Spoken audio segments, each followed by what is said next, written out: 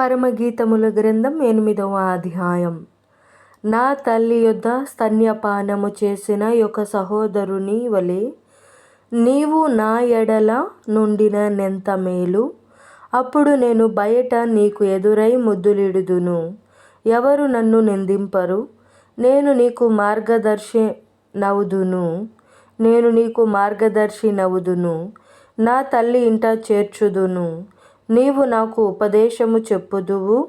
సంబర సమ్మిళిత ద్రాక్ష రసమును నా దాడిమ్మ ఫల రసమును నేను నీకిత్తును. అతని ఎడమ చెయ్యి నా తల క్రిందనున్నది, అతని కుడి చెయ్య నన్ను కౌగిలించుచున్నది.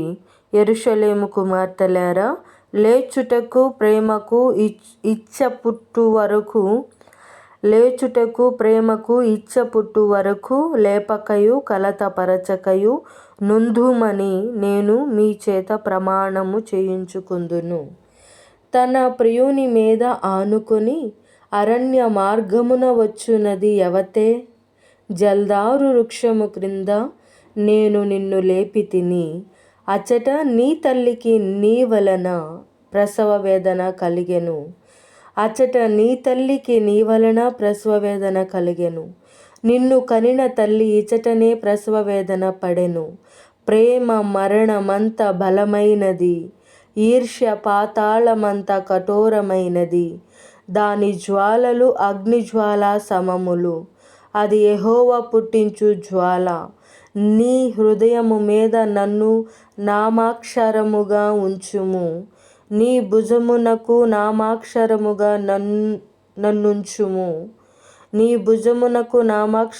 నన్నుంచుము. అగాధ సముద్ర జలము ప్రేమను ఆర్పజాలదు. నది ప్రవాహములు దాన్ని ముంచివేయజాలవు. ప్రేమకై ఒకడు తన స్వాస్థ్యమంతా ఇచ్చినను తిరస్కారముతో అతడు త్రోసివేయబడును. మాకొక చిన్న చెల్లెలు కలదు. దానికి ఇంకనూ వయసు రాలేదు. వివాహకాలము వచ్చినప్పుడు మేము దాని విషయమై ఏమి చేయుదుము? అది ప్రాకారము వంటిదాయనా? మేము దానిపైన వెండి గోపురం ఒకటి కట్టుదుము. అది కవాటము వంటిదాయనా? దేవదారు మ్రానుతో దానికి అడ్డులను కట్టుదుము. నేను ప్రాకారము వంటి దాననైతిని. నా కుచములు దుర్గములాయెను. అందువలన అతని దృష్టికి నేను క్షేమము నొందదగిన దాననైతిని. బయలు హామోను నందు సొలొమోనుకొక ద్రాక్షవనము కలదు. అతడు దానిని కాపులకిచ్చెను. దాని ఫలములకు వచ్చుబడిగా ఒక్కొక్కడు 1000 రూపాయలు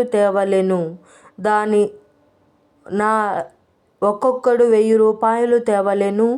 నా ద్రాక్షవనము నా వశమున ఉన్నది.